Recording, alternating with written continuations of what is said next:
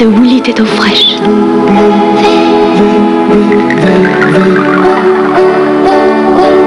Woolit lave la laine à l'eau froide, sans rétrécir, sans ternir, sans feutrer. C'est la laine en sécurité. La laine vit de Woolit et d'eau fraîche.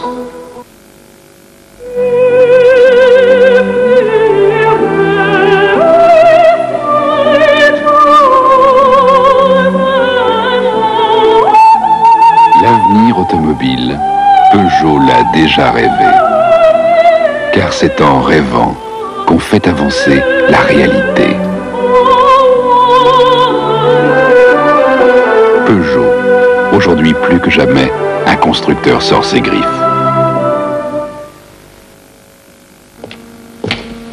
C'est compact. Quand on a lancé le premier micro-ordinateur portable totalement compatible, on a été suivi.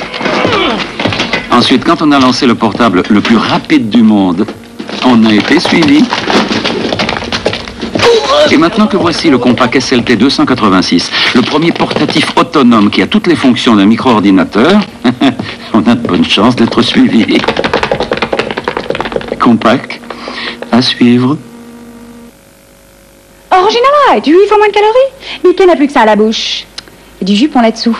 Mathilde, ma fille, va falloir s'y mettre. Voilà. Alors quand on a su rester simple et naturel, Orangina Light, rien que le plaisir du fruit. Un régime sandwich, bonjour les gencives. Hein. Les gencives? Fais gaffe, tu vois le tartre là? Bah c'est pas tendre pour les gencives. Et tes gencives, si tu t'en occupes pas, le tartre, lui, il va s'en occuper. Remarque le tartre. Ça s'enlève. Ouais. Mais moi je préfère la manière douce. Tony Gencive, c'est nouveau, il est anti-tartre. Alors contre le tartre et les bactéries, je me brosse bien les dents. Et mes gencives, c'est du béton. Tony Gencive, nouvelle formule anti-tartre pour que les dents tiennent bon, des gencives en béton. Ben oui, je sais, ma biche. Il est 9h du matin, je mange du bâton de berger. Voilà.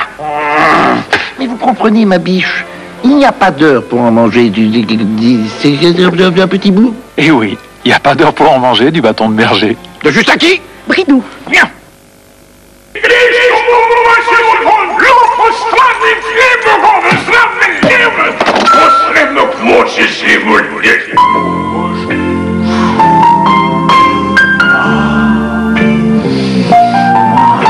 Soupline, et le monde est plus doux.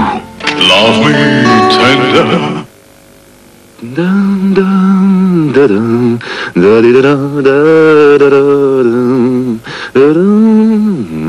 Il y a une demi-heure, cet homme avait tellement mal à la tête qu'il était incapable de tenir sur ses jambes.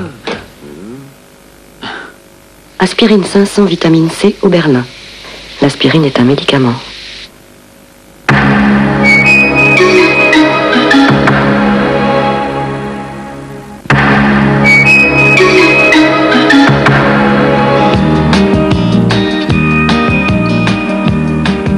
La dernière séance, Robert Taylor, Eleanor Parker dans la vallée des rois. Un cadre grandiose, ses pyramides, ses momies, ses malédictions. Le deuxième film, c'est Le Carnaval des dieux, un film de Richard Brooks, qui a fait scandale aux États-Unis dans les années 50, pensez donc. Un blanc portant un noir. Le blanc, c'est Hawkinson, le noir, c'est Sidney Poitier. C'est votre prochain spectacle sur FR3. Beau temps ou mauvais temps? Après Soir 3, regardez le bulletin du ciel.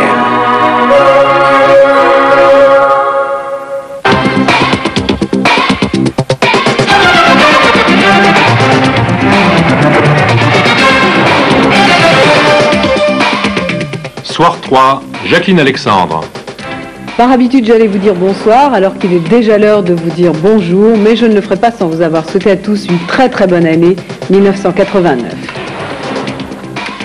À 3 mois des municipales, une nouvelle bataille politique s'engage, une fois de plus, sur le thème de l'immigration.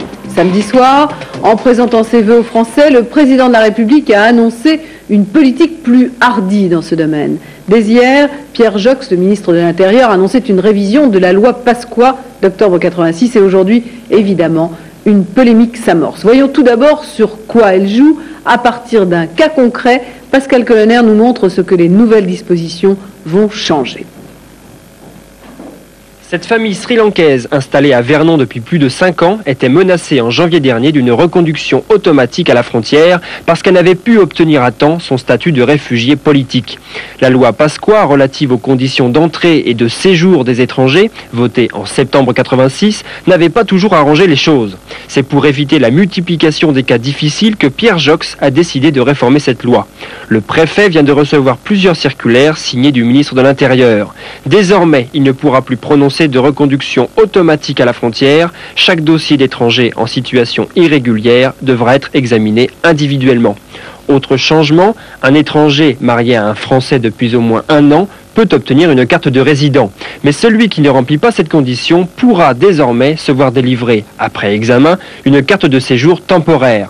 Enfin, troisième point important, les étrangers parents d'enfants ayant la nationalité française régulariseront plus facilement leur situation. Ce n'est qu'un aménagement de la loi Pasqua, pas une abrogation. Reste à attendre dans la région les premières réactions des associations de défense des immigrés. Parmi les premiers à réagir, SOS Racisme, Harlem Désir, qui plaide pour l'abrogation pure et simple de la loi Pasqua, estime que ces mesures vont dans le bon sens et suggère même au gouvernement d'aller un peu plus loin. Il faut comprendre que la loi Pasqua était une concession à l'extrême droite. C'est la loi qui avait permis de faire le charter pour le Mali. Et c'est une loi qui a privé les immigrés du droit à la justice. Vous disiez il y a un mois, vous vous êtes plaint de ce que l'intégration des immigrés était en panne. Aujourd'hui, vous diriez qu'elle est en marche? Bien, aujourd'hui, je crois que le président de la République a indiqué une direction de travail qui doit effectivement déboucher sur des mesures favorisant l'intégration des étrangers. Alors il faut abroger cette loi Pasqua, garantir le droit au séjour et le droit à la défense et à la justice pour les étrangers, mais il y a également des mesures qui doivent être prises dans le domaine du logement. Il ne faut pas que nos HLM deviennent des ghettos demain, dans le domaine de la scolarisation, notamment des zones d'éducation prioritaire, et aussi d'une façon générale dans les relations